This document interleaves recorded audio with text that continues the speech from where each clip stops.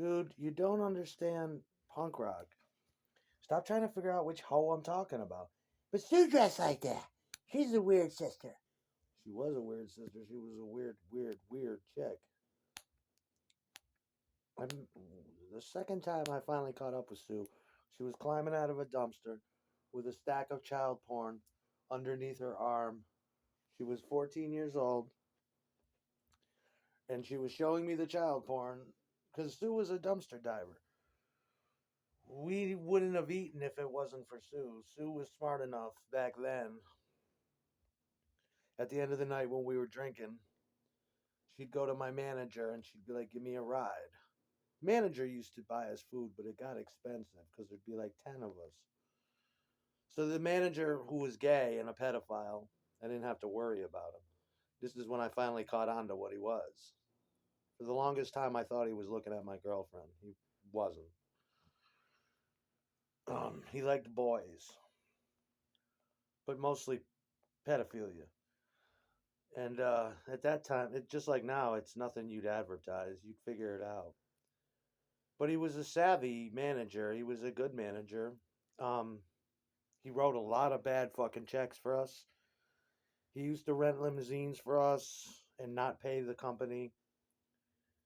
Um, I think that's a good manager. He knew how to scam people. He would rent halls and stiff the hall on a check later on. He was yeah.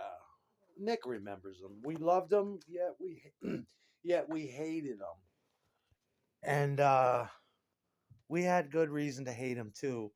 So we used to use him on purpose, use him terribly. We used to sit around and plot to kill him, but if you could, when you need, it felt good to use him because he would pay for the booze, he would pay for the pot, he would procure the pot. Remember this, guys? When we needed a PA, he robbed the Albany airport because they had one in storage. They had a public address system, and it was a nice one. It was on satellites. It came with the stands. It was pretty state of the art for the time, and we loved it. I loved it. I could hear myself for once. I could hear myself clearly, and yeah, boy, it's great having a manager. Wow, and he would even clothe us too, or he clothed me because I didn't have much clothes. Yeah, this is some shit I haven't thought about in years.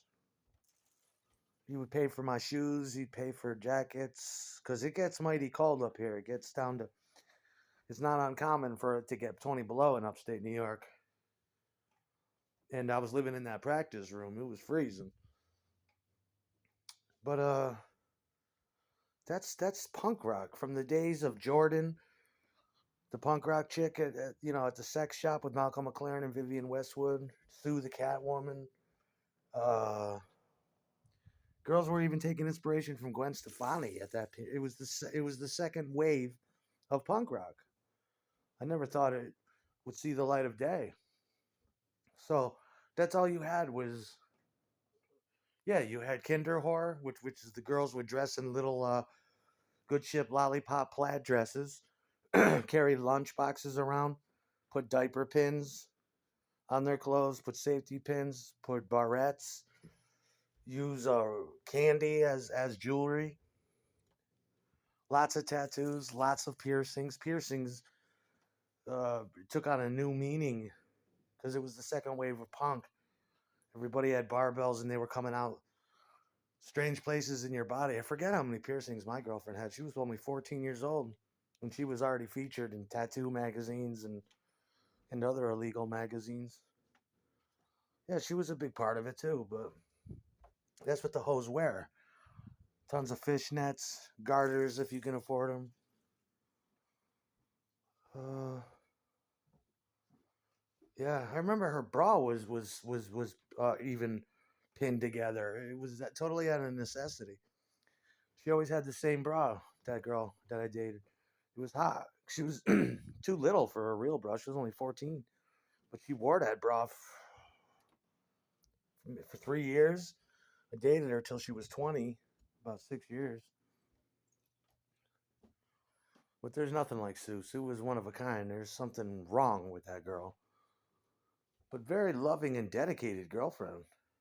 You wouldn't suspect that from her. Someone that's been in the sex industry since they were 14. I mean, she was just an amazing girlfriend. I longed for those days. She was so firm yet soft. Little A-cup titties, huge nipples with barbells through them. Whew, my girlfriend was a centerfold at 14.